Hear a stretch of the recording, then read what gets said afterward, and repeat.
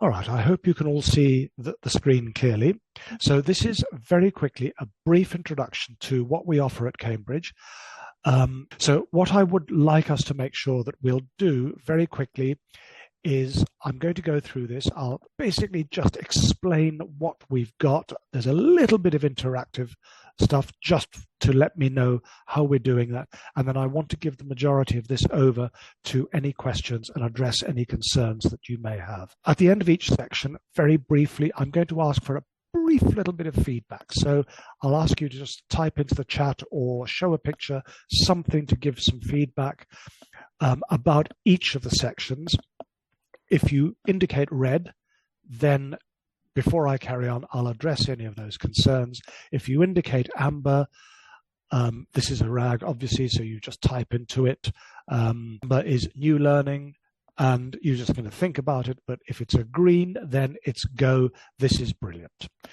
So let me first of all start by saying that for those of you who are new to Cambridge, even if you are familiar with Cambridge, I can't emphasize enough that what we have got here is what we call very much a learner-centered curriculum.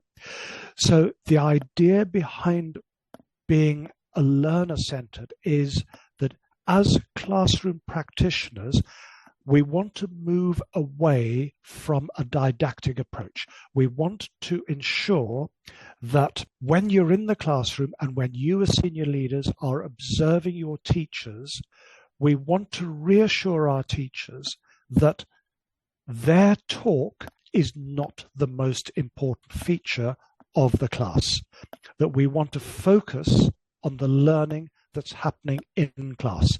So, for example, if you as a senior leader go and do a classroom observation and you notice that the teacher is desperately trying to impress you by talking and sharing knowledge and telling the children what they should be learning, we at Cambridge would like you to very quietly reassure that teacher that they don't have to do that, that what you would like to see is the students, the learners themselves, engaging in the learning. And we do that, and we have that particular approach through a considerable amount of support for you. You can see it on the screen, that the way that we work, all of those concepts on the screen are built into the structure of everything that we do.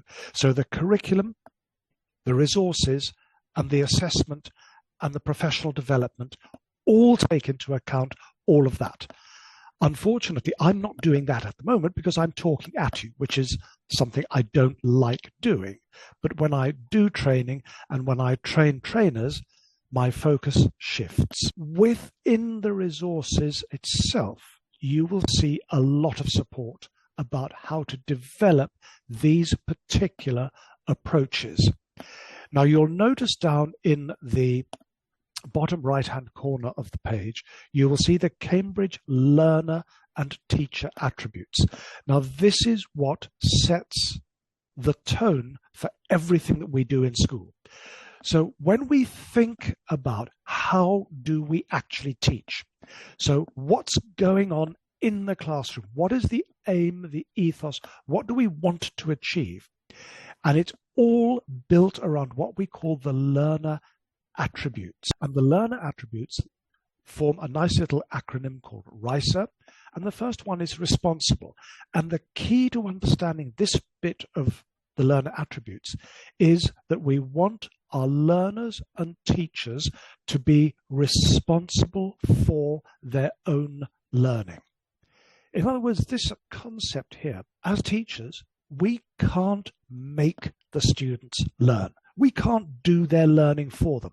We can't sit their exams. We can't make them do everything. All we can do is to encourage them to want to learn.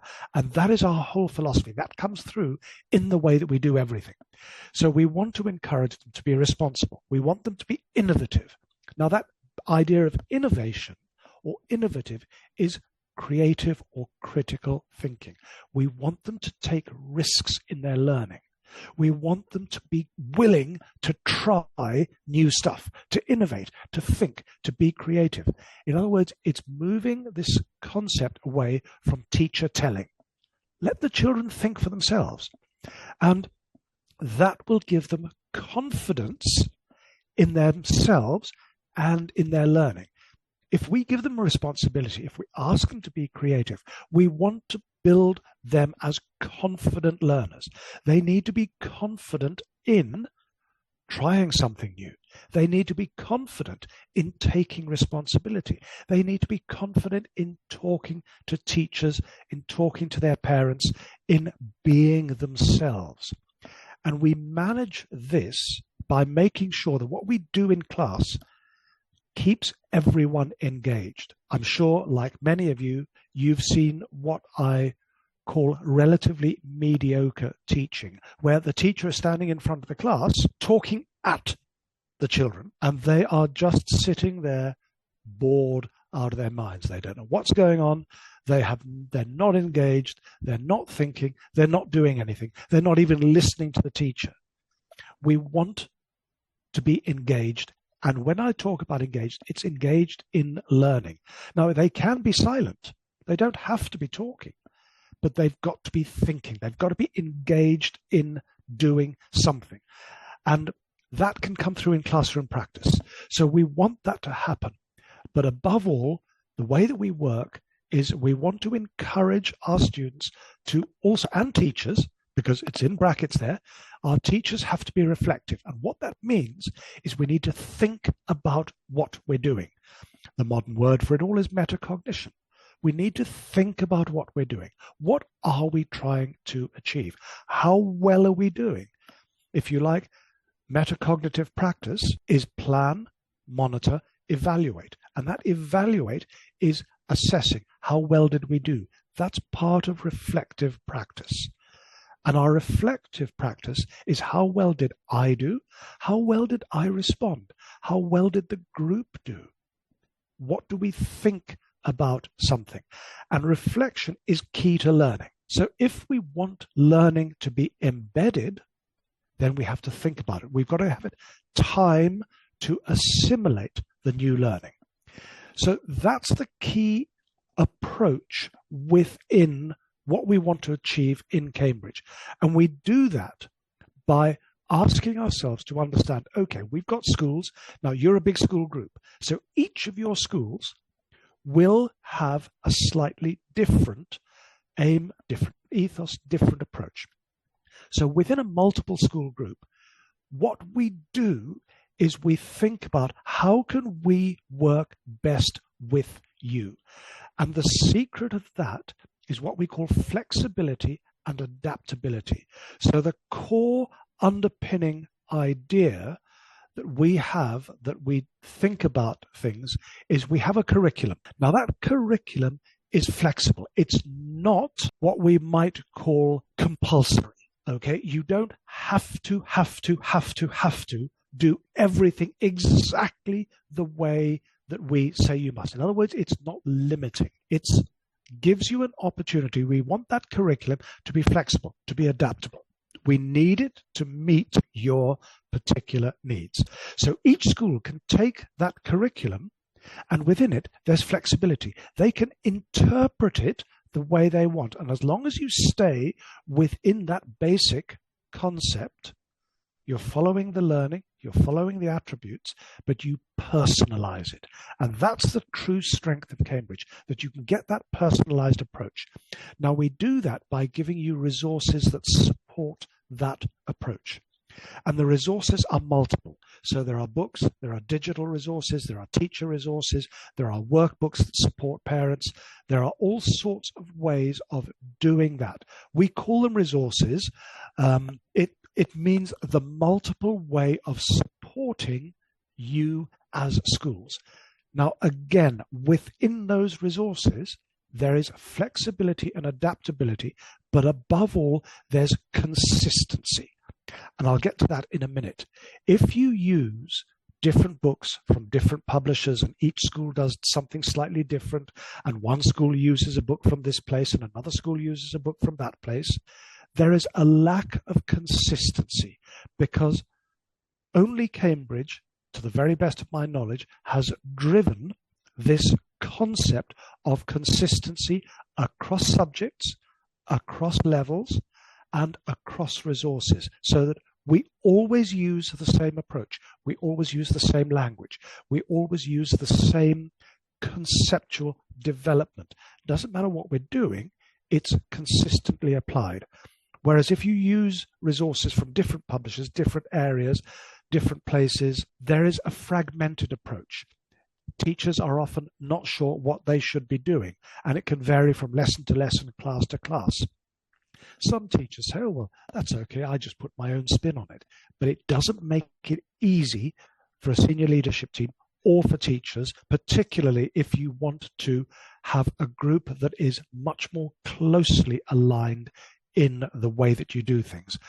So in order to support all of that, we provide you with a lot of professional development support, and it takes different functions. I'll talk about that a little bit more later, should you want to. And then the final approach of all of this is what we call the assessment.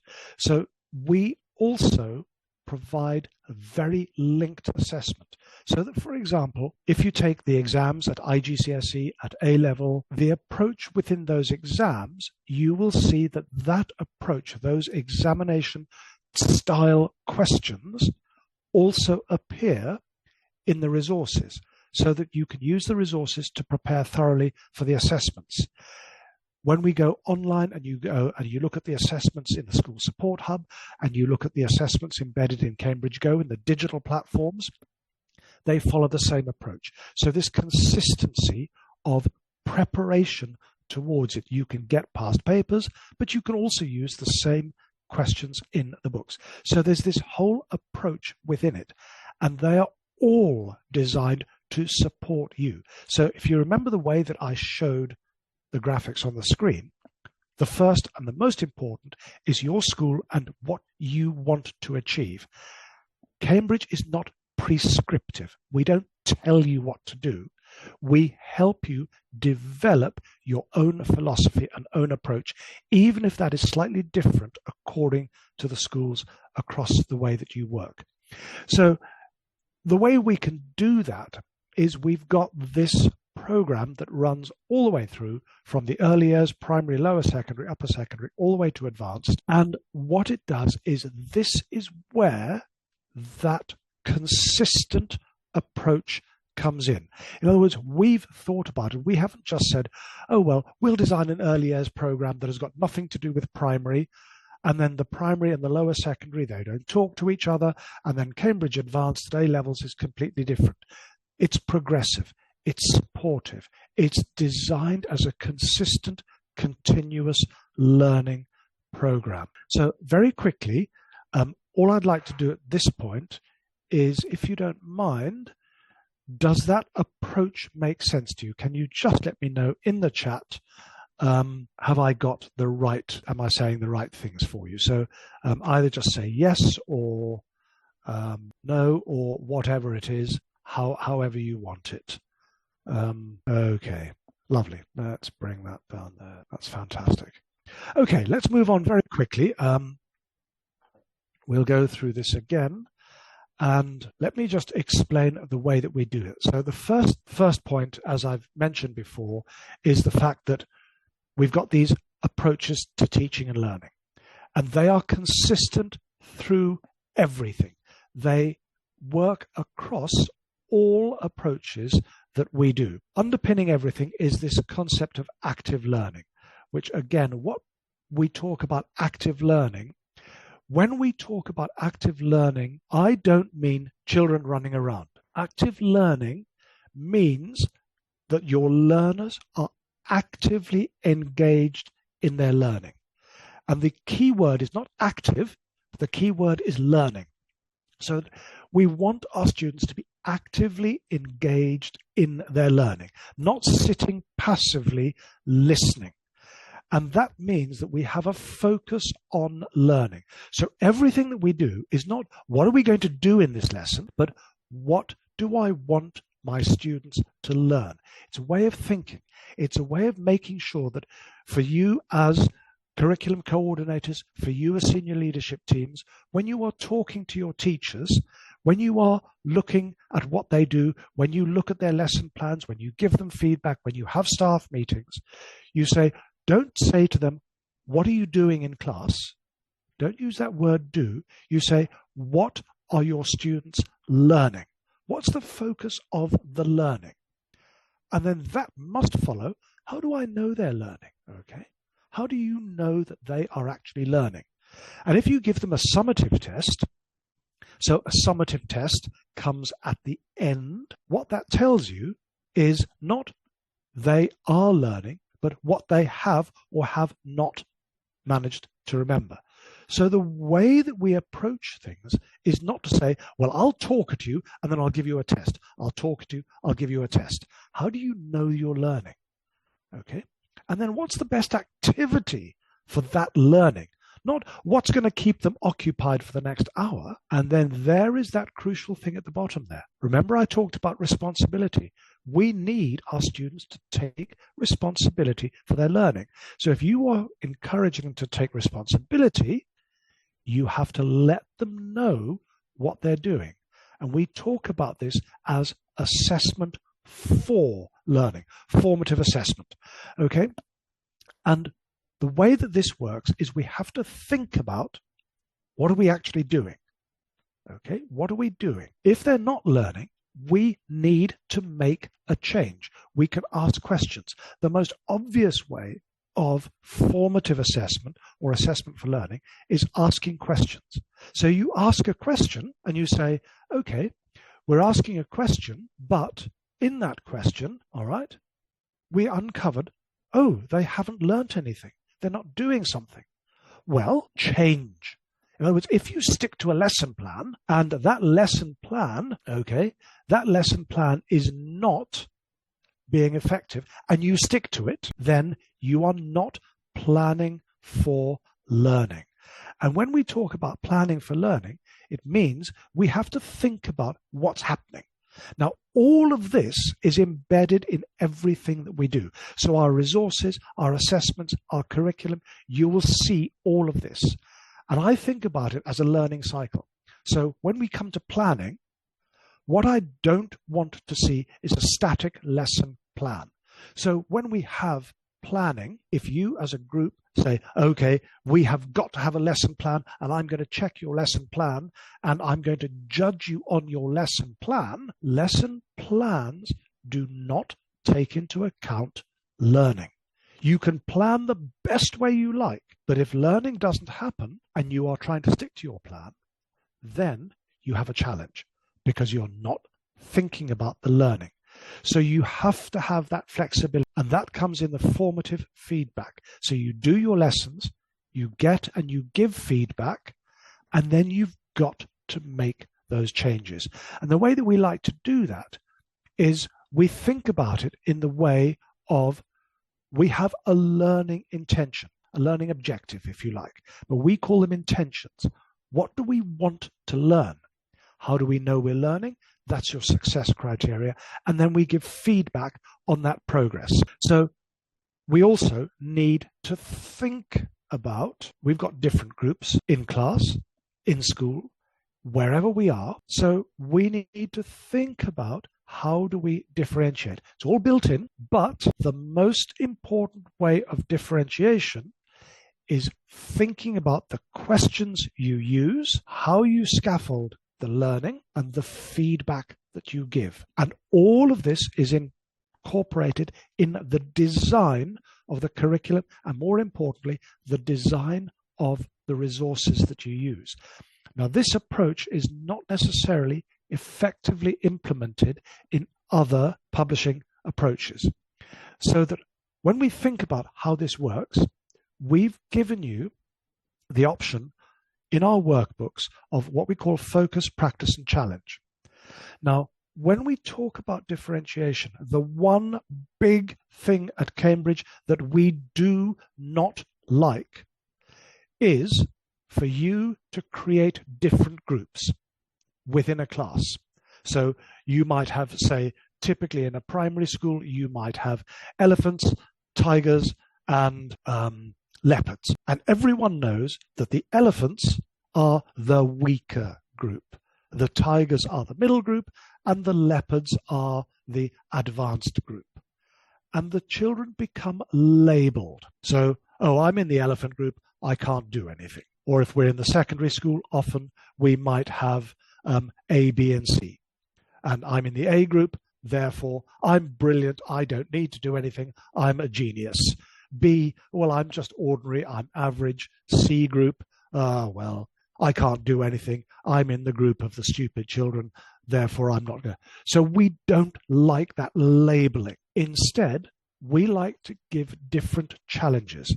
So when we talk about a focus, practice, and a challenge, focus is built around getting that basic knowledge. Practice is putting it into place. In other words, applying that knowledge. And challenge is doing something a bit more creative or evaluative. Okay, so we extend that work. So you can see that, for example, we've got focus, practice, and challenge. This is a little bit of a science book. And if we look at that, focus says, okay, mark each of these statements as true or false. Can you remember it? Practice says, find 6 ways we take medicines in the grid. So we look at applying that knowledge, we answer some questions, and then we have to apply a bit of further knowledge. Okay, so Marcus did not take this question safely. Write down 4 things that are unsafe about it. So it builds a level of challenge. We like to think about language interactions. We want to know, what are we doing in the classroom? And let me just finish off with the way that the books are structured. Okay, everything that we do is consistent. It doesn't matter what level, what there. We always have a teacher resource. And that teacher resource has digital access. I'll show it to you in a minute. Everything. The teacher's book is written for the teachers. The learner's book is written for the learners. At primary, it's got age-appropriate language in it. Workbooks, and this is a really good way of interacting with parents. And then at primary and lower secondary, for the core subjects, we have digital classroom, which is a step further, which again, if you are interested, I'll demonstrate that. So when we look at the teacher resource, for your planning, for everything that we need to do about lesson planning, we have a unit plan. Now, this is a long-term plan. This is your scheme of work. This is where you think about how you are going to structure the learning over the course of the year, the semester, the week, and down into the daily lessons. So that, for example, if we look at this, we can see that in this particular section, okay, so here we are working together. We actually have 7 lessons here, and you can see that each one, so we look at number 1, it's 1.5 to 2.5 hours. That's allowing for variability. What are we doing? Asking and answering questions. You can see the learning objectives from the curriculum framework, and then you get all the resources that you will need to effectively put that in. So when you're planning, you look at that, you say, okay, 1.5 to 2.5 hours. I might have 40-minute periods. Within that, I'm going to have, say, 30 minutes of learning. So that's going to take me about 5 or 6 periods or lessons.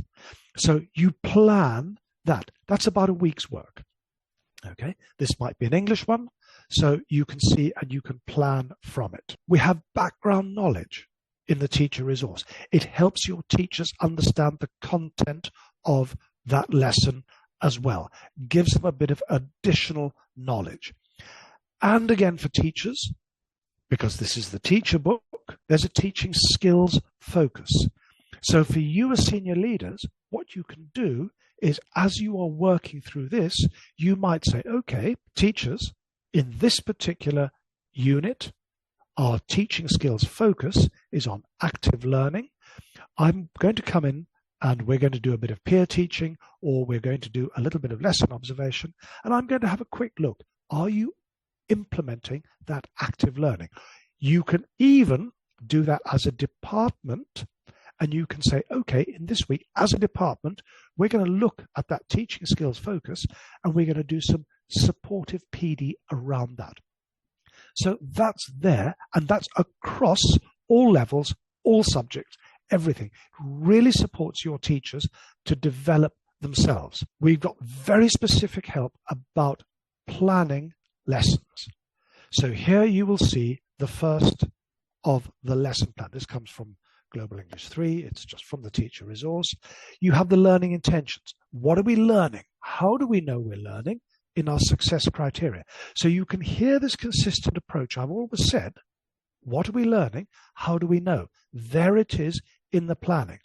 You've got starter ideas, shows you how many minutes you can spend on it. There are built-in questions. So we talked about using questions effectively. So here you can see down at the bottom there, and when we look at that, you can add some questions. In italics, that's to help teachers find the right questions. Okay, here we go. Audio scripts, cross-curricular links, main teaching ideas, digital classroom use. There is everything that you want in it to help you develop. Lots of additional worksheets that can come in. These are a few from mathematics. Okay, so they help. Learner's book is written for the learners. Now that means that it doesn't have the detail that teachers think they need, because it's not written for teachers. The detail of the lesson goes into the teacher resource. This comes, I think this is a stage 3 book. If you try and plan just from the learner's book, so if you as a school group say, well, I'm not going to spend money on the teacher resource, I'm just going to buy the learner's books, you're throwing away half the course, because your teachers can't plan just from the learner's book. There's not enough instruction in it.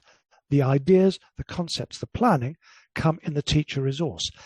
There's lots of lovely content, lots of visual drawings. There's lots of ways of doing it. Reading tips, how we're going to plan it, visual clues and drawings and diagrams. You've got keywords, you've got language detectives, you've got all sorts of things in there to support it. Fantastic stories, fabulous questions. Okay, this is building in values, for example. So if you're unkind to your friend, what should you say? If your friend does something different, what do you think? Choose one of these words, explain why you chose it.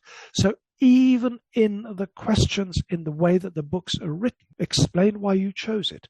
You're having to think. You're building up questions. It's all aligned. It's not just, can you remember something? It's not just a recall question. Okay? In science, we've got the same approaches. So what are we doing? Fair testing, working like a scientist.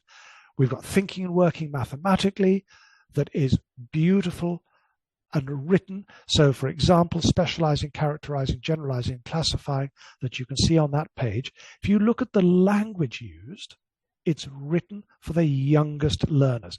Even the characters that are there that grow up as the books go on. Workbook is done the same way. There's focus, practice, and challenge. Okay, it gives lovely examples. There is focus, practice, challenge from an English book. There is focus, practice, and challenge from a maths book.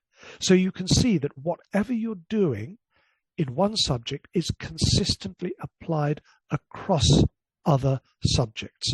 So all of these things, the whole approach that we do is very consistently applied. I'm going to stop there with the presentation, and I will now open it up to any questions, any comments. If you want to see anything of the digital resources and how they work, I can dive in and I can bring them up and I can show those as well. But that's basically the end of me talking at you. I'm open to questions and anything you might like to say. Tracy, ma'am. Yes. Thanks, Simon. That was clear. No questions from my side. Thank you. So I'll allow the other team members to put in their questions specifically on any resources. Sorry. Yeah. Okay. I think you were saying something and I missed your voice. I'm so sorry. Please continue. No, I am just opening up the forum for the team to ask in their questions and then I'll follow it up. But I really want them to kind of, because they've gone to the resources, they need something specific or they need any kind of clarification, that would be a good time. And just to add on whatever Simon has spoken till now about the resources, we will be there for the orientations to be provided to the schools in the beginning of the year as an orientation, first face-to-face session, subject specific and level wise, primary, lower secondary, IGCSE and A level separately. Apart from that, I think Ashwini has already spoken to you about PTT programs, which is preparing to teach, which is again further, the cascade module of the trainings where HODs can join and then further cascade it to fellow teachers and run that for 4 months so that, by the time the teachers start using and utilizing the resources, it becomes a very good practice and the classroom strategies can be shared in the staff room discussions as Simon was sharing, where you can have good PD in-house. So that is one of the added advantage which can be offered if we go through. Absolutely. Over to you. Yeah, just to add on this. Okay, so we're going to wait for some questions, the teams that are attending the presentation. Now, the physical orientation, is it going to be a physical orientation at the start, what she mentioned? I'll leave you to answer that one, because from Ruchi, you're on mute. So when we are talking about the orientation, we would try to do first session face-to-face, depending on the number of participants. So if we have like 20 to 40, we would be doing face-to-face. Great. So I think by the time the rest think about their question, there is one thing that, so I'm trying to kind of summarize spans of the resources that we have. So specifically, when you look at the core subjects in the primary section, we have the learner's book is a physical copy because that's what our students see. Then there is there is a workbook that is aligned to the learner. And then we have the teacher's copy. Now, the teacher's copy largely is a digital copy, right? It is a print copy as well. So there's both. And I recommend, especially at primary, getting a print copy. Okay. So if you can get the print copies, the reason for that is that if you can encourage your teachers to actually keep that print copy with them in the classroom and they've got ready reference to it, it will help them manage their lessons. Obviously, they've got to do planning from it. But having that print copy means that they can look up things, they can just check that they're on track. They can look for variations, they can make sure that they're writing. Because with the best will in the world, even for an experienced teacher, unless the lesson plans are fundamentally altered, when we teach, we don't tend to have the plans open. We sometimes forget the questions, we might not do it. So it's useful just to have it as reference. Got it. So because in the digital copy, you have access to further resources, like so. That's right.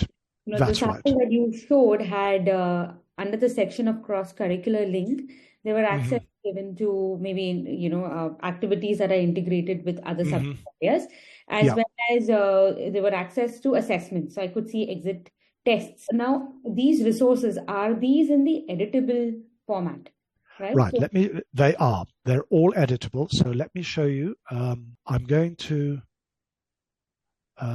just looking for any one of them will do, but even not only those exit test papers, Ms. Tracy, there are many documents and downloadables which are in editable format, like worksheets and the unit test papers, letter for the parents are also in the editable format. You will find them in Word and PDF format. I'm sure Simon is showing you a one. Right. Hopefully you can see, you will be able to see my screen.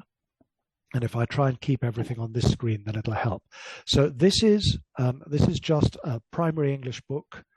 By the way, we do have 2 types of English support for your students. So for those schools who have very high levels of English competence, I recommend first language English. So this is primary. For those of your schools who have predominantly students whose home language is not English, I strongly recommend following Global English. What we have is you have a lot of options here. So if I look at this, this is the teacher resource. Now, when we get this, this is just a digital version of a print book. So what you see in this is just print. So you could have this open, on a computer. You can do this as a computer. This is just a flat, straightforward PDF, if you like, digital version of the teacher resource. So again, you've got learning intentions, success criteria, language support, misconceptions, starter ideas, etc., etc. So all of this is just there. Sorry, I don't want this thing up at the top of the page. I can move it down there, that's better. So if we go to this and you look at the downloadable resources, this is where you've got an awful lot more. So for example, if I just take this Every School Loves This, at the beginning, you've got a diagnostic check. Now, you can see here the diagnostic check. So this is to use the beginning. You can have a flat PDF, use it exactly as it is, or there's an editable version. So it comes in Word. End of year test is also editable. End of unit tests and all files. So midpoint, it's editable because it's a doc. So it becomes in Word format. So if I open this, I might need to drag it onto this window. There it is. Let me just open the file. Hopefully it'll come. No, it's come over here. So let me just drag it onto that screen. So if we look at this, you can see that should you wish to, you can put school logo up on it. You can personalize it. You can even edit the questions. It's entirely up to you. You can see that here it is. Here is the test that is there and available for you to edit. It's in a Word document. As you can see, when I do a lot of writing, I use formatting marks. I can take them off.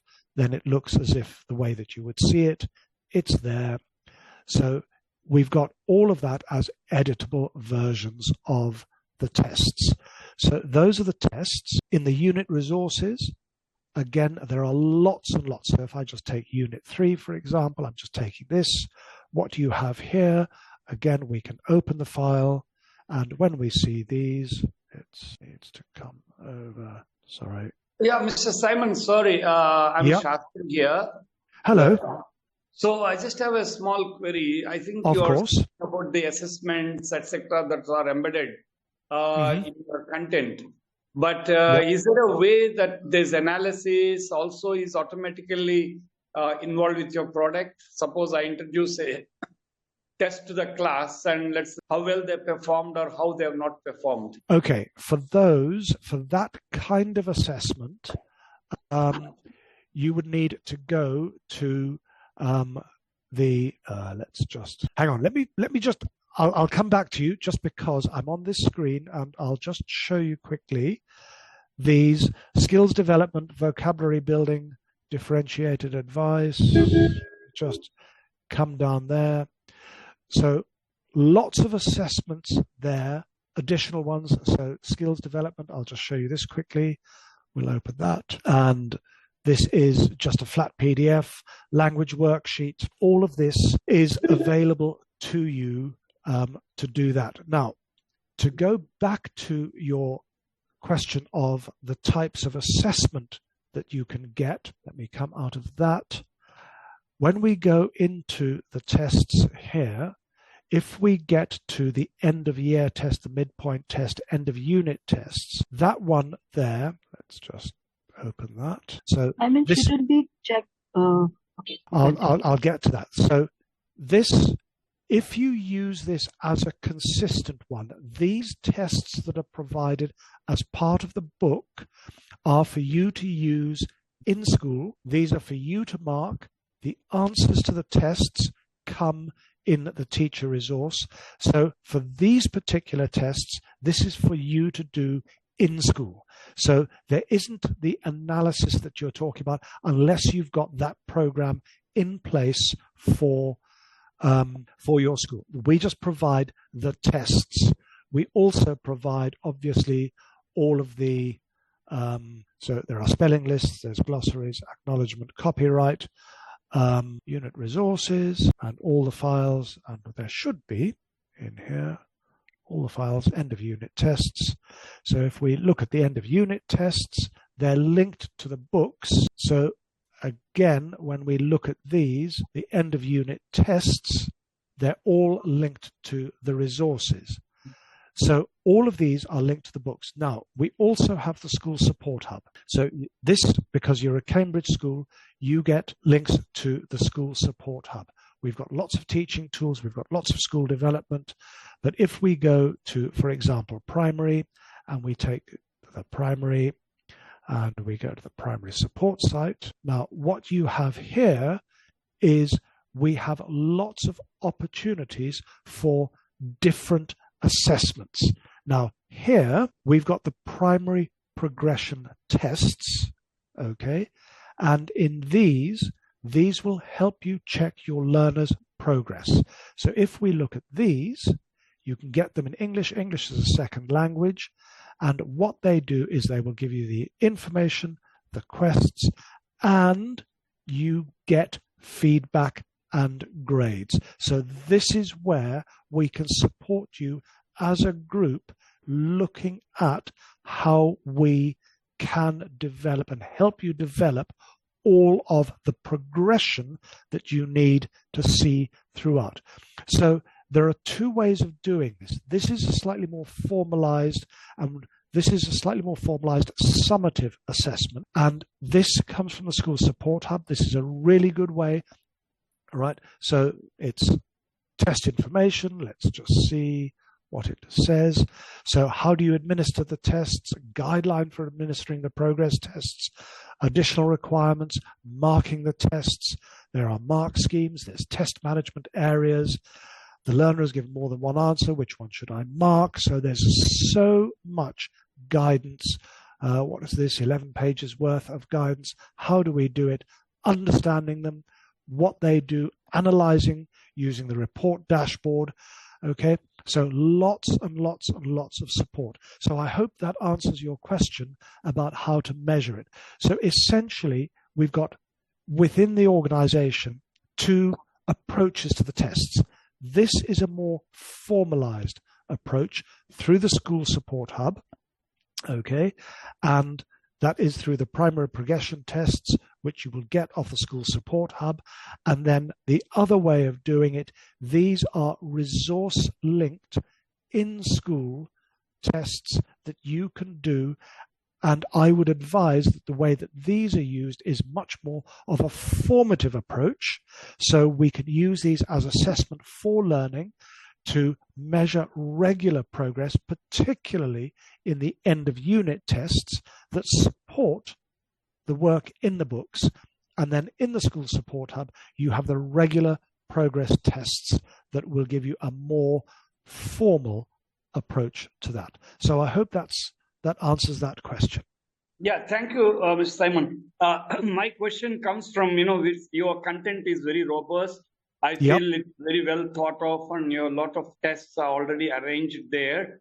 And linking it to the School Support Hub would definitely help the teachers to actually plan their units, etc. The only point I was asking was in terms of the analysis and keeping track of the child's progress in one place. So that's what I was. Otherwise, of course, each school may have their own way of analyzing the results and then going ahead. Thank you. Right. We don't, to answer that particular part, we don't have a central repository or a particular program.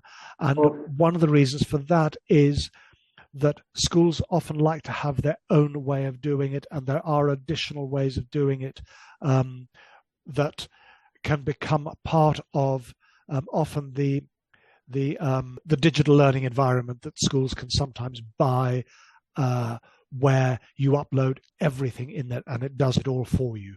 So we don't have that because we, again, as I said earlier, we try not to be prescriptive. We try to work with schools and integrate and have an approach. So that's why we don't have a central database of tests. Yeah, thank you, Simon. Thanks. So my question is a little bit in an extension to what Mr. Shastri asked. We do have a student interface, right, where students can access the digital content, right? So in terms of the interactivity with the digital content that the teachers can, can assign as an extension work, as a part of the digital content. Okay. With this, as you can see here, I'm in Cambridge Go and I'm logged in as a teacher. Okay, so you can also create a school profile, you can edit that, and with part of this, you can get student accounts. Now, in that student account, you can then take the resources that you want to use for your students, and you can upload them into the student's account. So you can create a school profile, you create a school account with Go, and then you can give the teachers and the students access. So there are two different levels of access. What you need to do to understand this is through Ruchi or possibly through your local Cambridge reps, ask them to give you and your schools a full demonstration of how to use Cambridge Go, and then set you up as a school in Cambridge Go. So you get student accounts, you get teacher accounts, you can upload lots of stuff in there that will help you develop that. So you can see here, I can have classes. So let's just see if this works for me. It may or may not work. Should do, I'm hoping. I seem to have the wheel of death at the moment. I have a different access. Right, so here we go. So you can see that we've created some classes. This is maths class. There's a primary science class. This is just very briefly. So I've created a class, and within that class, I can upload and I can assign homework, I can assign things. So no instructors assigned to this class. So you add class members, you can do a lot with it over here. Instructors, learners, and that's how you can get that feedback. But I would strongly urge you to ask for a full demonstration from your sales team who will take you through how to do all of this. Does that answer the question, ma'am? Yes, thank you. This was helpful. Yeah. All right, back to resources. So, team, any further questions maybe on the CLSP or the IG or the A-level resources? Do these resources include audio visuals as well, which probably a student or teacher would click and use for reference? Right, at primary and lower secondary, yes. So that if, for example, I show you the Global English, and the Global English, you've got downloadables, you've got teacher resource, you've got a digital classroom, and the digital classroom for primary, lower secondary is available for Global English, mathematics, and science, and it's available for Global English all the way through. And in here, if you go to media, you will see that there are audio, there is an interactive, there is another interactive there's another audio, there is a video. So in the classroom, so you've got that, you've got the full audio. So within digital classroom, sorry, that was just, I didn't want to play that entirely all the way through, but that gives you an idea. So yes, there is lots of media available. You can filter it. You can see all of the videos, the audio, the images, the image gallery. So there's lots of availability here. By the way, this, and again, this is just talking about Global English. Global English is designed specifically for learners for whom English is not their first language. It goes all the way up through to year 12. Global English, again, it's a language-focused program. Now, the interesting thing about this is that if you look at English as in the CBSE curriculum or the ICSE curriculum, and you look at English as a second language from Cambridge, it is much closer the second language program is much closer to the CBSE English than the Cambridge first language program. So there is often a discrepancy. We tend to think that most schools in India follow Cambridge first language, thinking that that's what we should be doing and that it's an advantage to follow first language, but both students and teachers often struggle with that. So having the option of following Cambridge Global English, Cambridge Global English is actually very much closer to CBSE because it has a lot of literature elements in it. There's lots of reading, there's lots of writing, there's lots of poetry, but it also teaches the language structure. So it's just something to think of, Cambridge Global English. And for example, if I show you the stage 10, so this is for 10, again, there's teacher resource, there's downloadable, there's even digital classroom at stage 10, which is for your grade 10 students. This is the equivalent of GCSE level. And again, there is lots and lots of support. So in this case, you're looking at this, watch this, there is a video embedded straight away. What do you know about the great apes? We can play the video, and this is 4 minutes of. So again, that's just something that you can think of as a consideration. This is a full learning program, and when we go in there, there's plenty of texts, but it's all developing and using language. Big focus on improving writing, so structured writing, very similar to CBSE approaches, of a highly structured approach, which is not in first language, which is why many teachers struggle with the first language.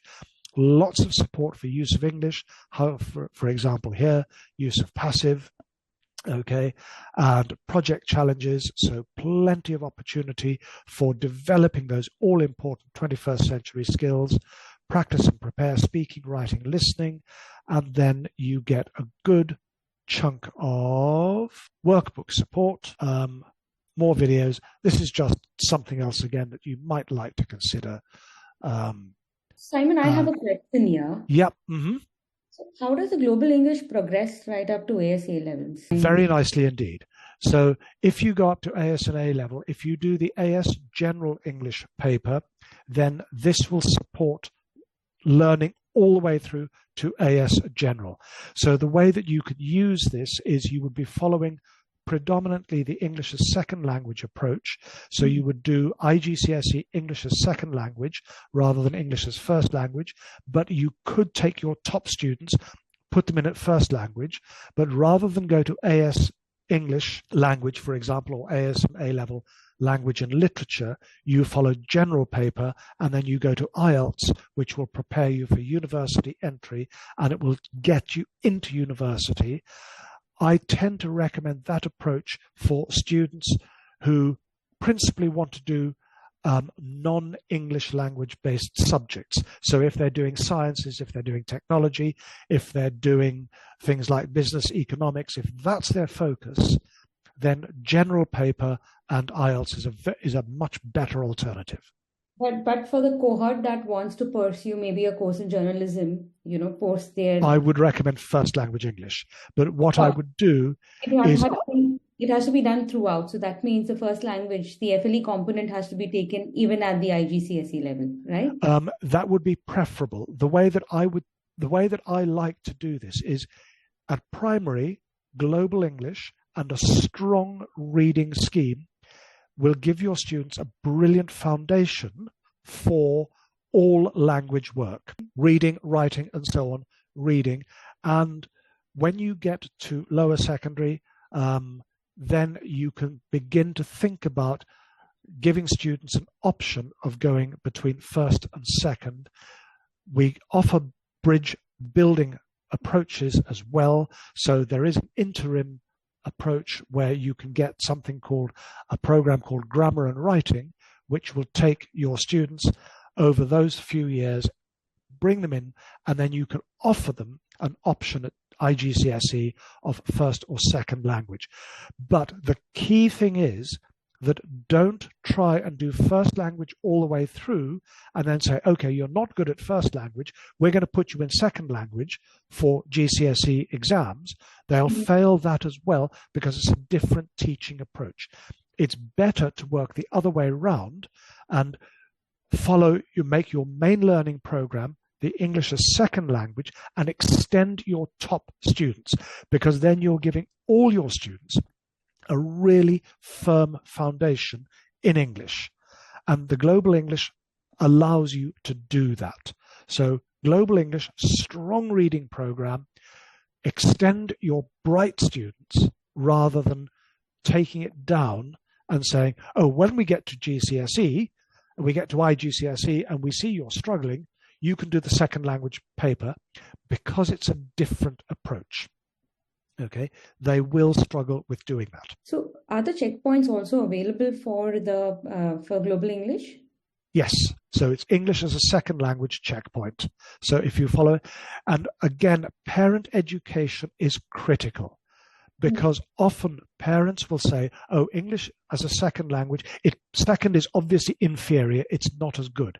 No, because in India, what you are so used to doing is, if you look at the wording of the CBSE curriculums, when they talk about do you do English or do you do Hindi, for example, they say the language of instruction is your first language. Now, it doesn't mean it's your home language. So in an India, natural India context, and with so many teachers coming from CBSE background, if you look at the wording of the CBSE, it makes it very clear that your first language is your language of instruction. Whereas in Cambridge terminology, it's a linguistic definition. First language means home language. Second language means your working academic language. It's the second language you learn. It's not inferior. It's a different teaching approach. Got it. Okay. So, and could you just at the checkpoint level, so you're looking at what you suggested is having a bridge created for students who can move up to the FLE, right? So what's your recommendations for the right. PLSP program? Right. So for the first, so if you want that kind of bridging program, and I'll stop this. For that bridging program, what you need to look at is, if I can find the right one, what I'm looking at, there we are, Cambridge University Press. The most important thing is reading. So first language English is strongly text-based. So the way that first language English in Cambridge works is you look at a text, you analyze a text, and then you have to try and write in that same style of text. And the way that challenges students is they don't read enough. They're not used to understanding and interpreting texts. So having a strong reading program is the first and the most important approach to doing it. Why I say this is because in a lesson, often when you watch the teachers, they will tell the students what they should be thinking and saying. Even sometimes the teachers are struggling, they get a bit behind it as well. There it is. Right. We have a series of books called Cambridge Grammar and Writing Skills. Now, these are specifically written to bridge if you like, the gap. So I'll just show you Digital Learner's book. And this is a bit slow. This comes from the website because I haven't uploaded these onto my Go account yet. So the way that this does is that it is a way of giving the grammar support to first language students and teachers who lack that grammar and language, but it also does the text and writing support for those who are following a second language program who understand the grammar but need that extra writing. So there's a lot, and it's very clearly structured. So if we look at the way that it's structured, narrating, sending a message, once upon a time, biographies, verse, all the kind of things that you would expect in first language, but it's highly scaffolded, it's highly structured. Hoping that it will.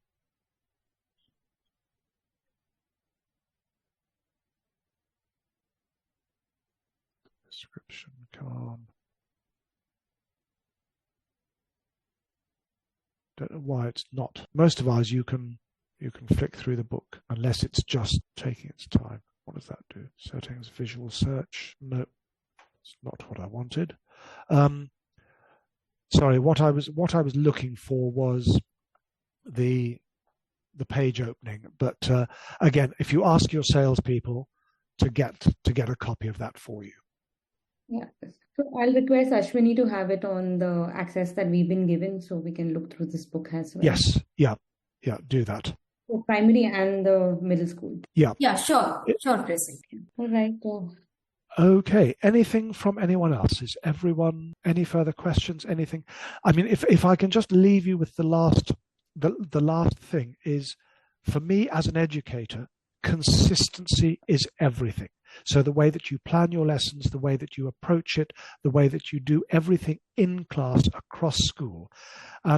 It's very, very important at primary, but also at secondary, so that when your learners go from a maths class to an English class, they're not having to switch to a different learning approach, learning styles and so forth, that they get this consistency of learning. It also helps the parents understand this, because in all of the learner books, in all of the teacher resources, there are letters to parents. So for every unit, there's a letter to parents explaining what they do in that particular unit and how the parents can support their students in that learning. So we've built in a lot of communication with the parents and how to help the school communicate the learning that they should be seeing. Because so often parents come in and say, well, the way that I went to school, I did this, it was good enough for me, I'm a success. We do the same for children. And learning has moved. We've developed further. We've got this, if you like, the tagline of preparing the kids for the future. And that means we've got to go to a skills-based approach. We've got to equip those kids with the skills to survive in the world. And that's what we're about. Sure, but that's well said, Simon. I think we all, align to that thought. Yeah. Yes, thank you so much for taking off time to do this for us. We really appreciate you coming in on a wintry morning. Mm-hmm. No, it is my pleasure. I do enjoy this part of my job. Thank you. So, team, any further questions or anything else any parting shots, Pallavi, Munira? You're all good? No questions. I will leave you with one last thought. When it comes to schemes of work, we do provide 2 schemes of work, if you like. One scheme of work you get off the School Support Hub. Now, that scheme of work is not linked to any resources. So often schools have a challenge of fitting the resources to that scheme of work. You don't have to use that scheme of work from the School Support Hub. Okay, we don't say it is compulsory. It's there as an example. Now, in each of the resources that is available to you from on Cambridge Go, there is a scheme of work that is linked to the resources. It works in exactly the same way, in that it gives you a year's worth of learning, but it has specific links to learning objectives and resources. So look at those as an alternative, because often there is a conflict, because you look at the scheme of work that's available on the Teacher Support Hub and you say, oh, but it doesn't link to anything. It doesn't link to any books at all. It's what we call resource agnostic. It's a way of doing it. So a combination of the two, look at that, but you don't have to stick to it. Yeah, that would be helpful. That would be helpful to look at it. That is into the resources that we would use. Yes. Yeah. So that's available as a part of the digital resource. It's part of the digital resource, yeah. So I can if you would like me to, I'll very quickly show it to you. Let me just go back and do a share wherever we are. Share again. So let's just go to screen 2 again. Share. So if we go to this, and if we look at the introductory material, lesson plans and lesson plan templates. Oh, sorry, this is 10. Sorry, let me just go to any of them. It should be, there's answers there. Let's just have a look at 7 quickly, and that will take me through to what I want. So downloadable resources, introductory material, and what you have here are letters for parents, how to use it, letters for parents, curriculum framework correlation, which is very, very useful, lesson plan templates, and here is a scheme of work, which I'll open for you now. It's also available editable, okay? And I'll just show you one more thing. So if I open that, so what you've got here is a scheme of work. So you can see here, we've got 13 pages. It's essentially, it's the units, but it gives you all of the learning objectives, all of the resources, and it's all of the units and everything put together. So it's a way of planning across the entire year. So it becomes very, very useful. I'll just leave you with one last thought. Unique to Global English, so this is only available for Global English, are what we call progress reports. And the progress reports are really, really helpful in that what they offer you is they offer a very good way of giving feedback. Now, you can take these and adapt them for other subjects should you want. But if we look at this, it says Unit 1, Learning Intentions, and you will see that if we look at the Unit 1, Meeting and Greeting, and we've got learning intentions that would come from the lessons, but here are the learning objectives, okay? So here are the learning intentions. So this is what you will see in the teacher resource. This is everything that you will see. And what we've got is we've got entry, exit, and comment. And there are 3 grades that you can use: working towards the learning intention, working at the learning intention, working beyond. So this is a really good way of giving very specific feedback to your teachers, to your students, and to their parents about how they are progressing. This is formative assessment, very, very neatly done. So that, for example, you can do this per class, per student, however you choose to use it, but they are done very, very specifically according to each unit and the learning intentions for each unit.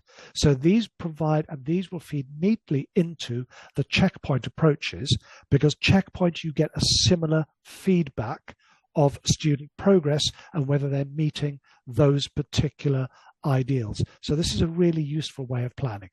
It's available in Global English, but you can adapt it to other subjects. Got it. Makes sense. Makes sense. This is a good document. Thank you, sir. It's very nice. So if there are no further questions, I shall hand back to the team in India, Ashwini and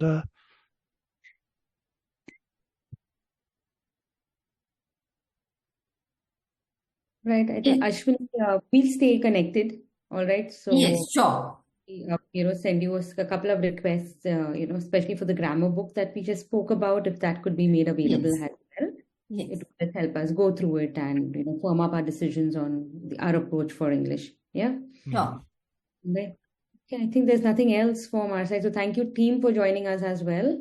I know it's been a busy day. You're at school. Any other questions from the secondary section?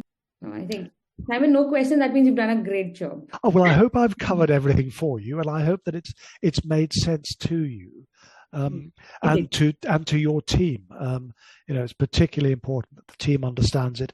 Oh, by the way, at secondary, if you go for IGCSE in all of the subjects, the teacher resource is only digital at IGCSE and AS and A level. So we don't offer the print copies, but it has the same functionality. So it's got all the same support as we get for everything.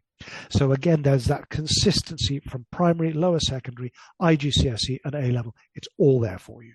But there's lots more support at A level and IGCSE.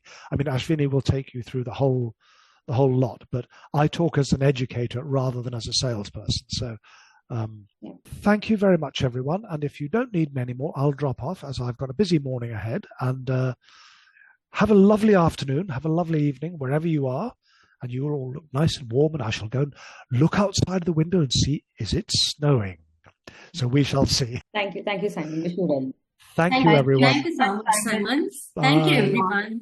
Bye. Yeah, and Thank please you, feel free, everyone, to connect with me or the respective, the territory managers. There is a Jasdeep who handles Udaipur. There is a Praveen Kaleng who will take care of the South schools. So please free to, connect with us for any kind of a support that you would require from us. Yeah, so Ashwini's email ID is there on the chain mails that are floating. So in case you'll hit a roadblock with any kind of maybe login access, or you're not able to kind of get into any book, just write down to Ashwini, and she responds pretty quickly. Yes, and the login credentials which I have shared earlier, so the password has changed. So I'll share it once again with you. Yeah. Maybe that is why I wasn't able to log in. Yes. Yesterday only that, no? So that everybody gets it. Yes. All right then. Okay. Thank you. Thank you so much, everyone. Thank you. Thank you. Thank you, Ruchi. Yeah, thank you. Thank you so much, everyone.